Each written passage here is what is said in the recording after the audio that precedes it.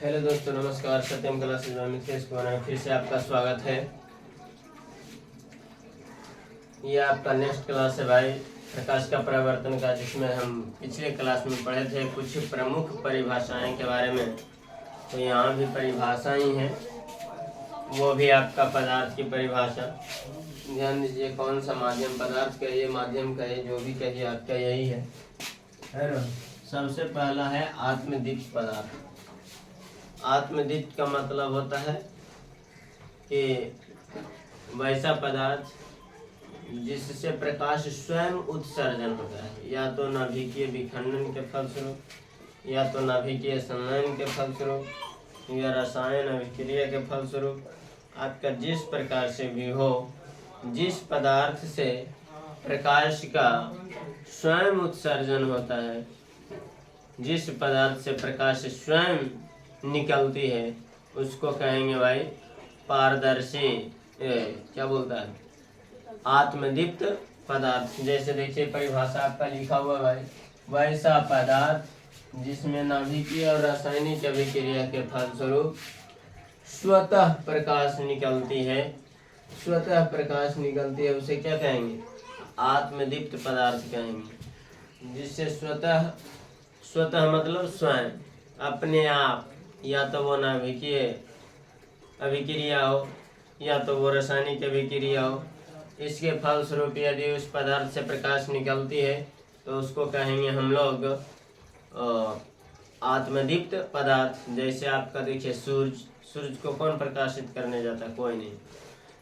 सूरज हो गया, तारे जितना भी आपका सब के सब है आपका, वे सब के सब आपका आत्मदीप्त पदार्थ है। बल्ब है, लालटेन है, ट्यूब है, ये सब जो है आपके क्या है, आत्मदीप्त पदार्थ है। इससे जो प्रकाश निकलती है वो या तो आपका नाभिकीय अभिक्रिया के फलस्वरूप, या तो रासायनिक अभिक्रिया के फलस्वरूप आपका प्रकाश का उत्सर्जन होता है, प्रकाश निकलती है। अतः इसे कहेंगे भाई आत्मदीप्त पदार्थ। दूसरा है प्रदीप्त पदार्थ। प्रदीप्त पदार्थ, प्रदीप्त पदार्थ क्या होता है, जिस पदार्थ के पास अपना प्रकाश नहीं होता। अगर आत्मदीप्त की बात करें तो जिसके पास अपना प्रकाश होता है वह किसी दूसरे की सहायता से नहीं चमकता है, मतलब वह स्वयं प्रकाश उत्सर्जित करता है, उसको कहेंगे आत्मदीप्त। और प्रदीप्त में कहेंगे जिस पदार्थ के पास अपना प्रकाश नहीं होता है लेकिन यह दूसरे पदार्थ के प्रकाश से चमकता है, प्रकाशित होता है, तो उसे कहेंगे भाई प्रदीप्त पदार्थ। क्या कहेंगे, प्रदीप्त पदार्थ। जैसे चंद्रमा, चंद्रमा के पास अपना प्रकाश नहीं है बट वो प्रकाश देती है, प्रकाश का उत्सर्जन करती है, तो ये हो गया आपका क्या, प्रदीप्त पदार्थ। फोबोस, जिस प्रकार से चंद्रमा पृथ्वी का उपग्रह है उसी प्रकार से फोबोस भी आपका उपग्रह है, डिमोस भी आपका क्या है, उपग्रह है। अगला है भाई आपका अदीप्त पदार्थ। अदीप्त पदार्थ क्या है,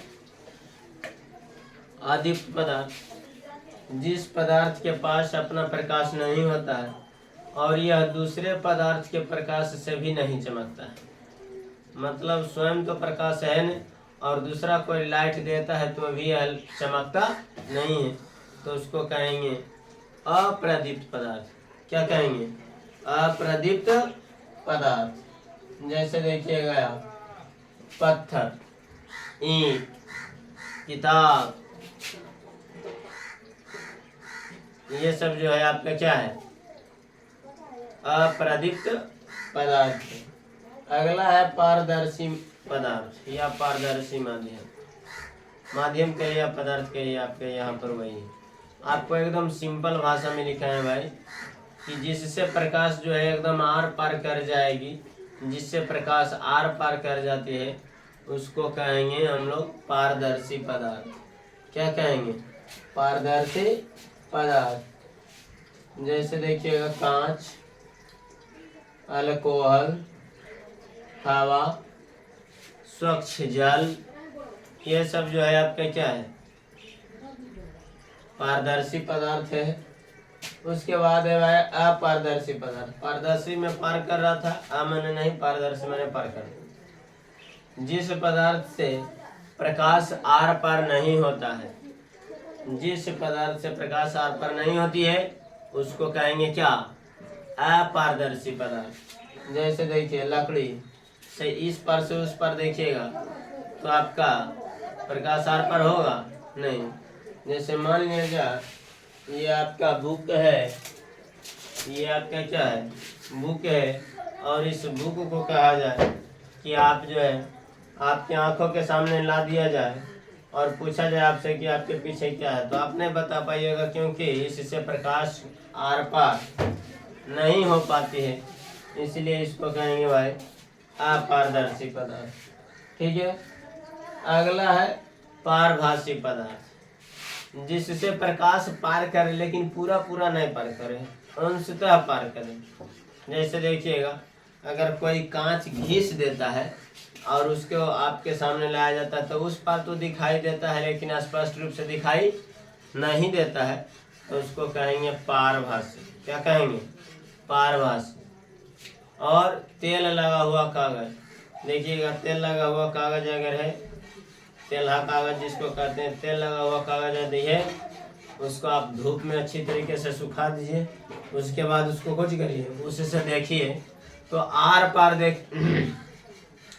आर पर आप जब देखिएगा तो कुछ कुछ दिखाई देगा और कुछ कुछ दिखाई नहीं देगा, मतलब स्पष्ट रूप से दिखाई नहीं देगा, तो उसको कहेंगे भाई पारभासी पदार्थ। क्या कहेंगे? पारभासी पदार्थ। तो आपको समझ में आ गया होगा, आप एक बार मेमोराइज करिए। आत्मदीप्त पदार्थ क्या है? जिससे प्रकाश का उत्सर्जन स्वयं होता है, जिसके पास अपना प्रकाश होता है, जिससे प्रकाश का उत्सर्जन स्वयं होता है, मतलब जो जिससे स्वतः प्रकाश निकलते हैं, उसको कहेंगे आत्मदीप्त पदार्थ। प्रदीप्त पदार्थ किसको कहेंगे? जिसके पास अपना प्रकाश नहीं होता है लेकिन दूसरा के प्रकाश से प्रकाशित होता है, चमकता है, तो उसको कहेंगे प्रदीप्त पदार्थ। तीसरा क्या होगा? अप्रदीप्त पदार्थ, जिसके पास अपना प्रकाश भी नहीं होता है और वह किसी दूसरे के प्रकाश से भी नहीं चमक पाता है, तो उसको कहेंगे हम लोग अप्रदीप्त पदार्थ। उसके बाद हमने आपको बताया पारदर्शी पदार्थ। क्या बताया? पारदर्शी। पारदर्शी का मतलब जिससे प्रकाश जो है आर पार कर जाती है, उसको कहेंगे कौन सा प्रकाश? पारदर्शी पदार्थ। और उसके बाद बताया आपको अपारदर्शी पदार्थ, जिससे प्रकाश आर पार नहीं कर पाती है, जिससे प्रकाश आर पार नहीं होती है, उसको कहेंगे अपारदर्शी पदार्थ। और उसके बाद हमने आपको बताया भाई पारभासी पदार्थ, जिससे प्रकाश आर पार नहीं, जिससे प्रकाश जो है आर पार करे लेकिन पूर्ण रूप से नहीं, आंशिक रूप से। आंशिक रूप से का मतलब हुआ कुछ भाग उस पार जाएगा और कुछ भाग नहीं, तो उसको कहेंगे हम लोग पारभासी पदार्थ। ठीक है। तो ये एग्जाम्पल ध्यान में रखिएगा, ऑब्जेक्टिव में कभी कभी एग्जाम्पल में पूछ देता है, कभी कभी तो 2 नंबर में परिभाषाएं भी पूछ देती हैं, तो इस सब पर ध्यान रखना है। इन सबों को आपको याद करना है, अपने नोटबुक में नोट करना है। ठीक है। और इसको याद करना है आपको, क्योंकि यहाँ पर आपको टू द पॉइंट बताया जा रहा है भाई, कहीं पर कोई डिफॉल्टेशन की नौबत नहीं आएगी। ठीक है। तो इस प्रकार से आपका कुछ आज का जो क्लास है ये समाप्त होता है। आज की सेवा यहीं तक आपको मिलेंगी। देख लीजिए, आपका कोई स्क्रीनशॉट लेना चाहते हैं तो ले लेंगे, और अगर वीडियो अच्छी लगे लाइक करिए, चैनल को सब्सक्राइब करिए, बेल आइकन को ज़रूर दबाइए, और हमें कमेंट में ज़रूर बताइए कि आपको यह वीडियो कैसा लग रहा है। ठीक है। और अपने दोस्तों के पास इसको शेयर करिए ताकि उसे भी इस वीडियो से लाभ मिल सके। धन्यवाद।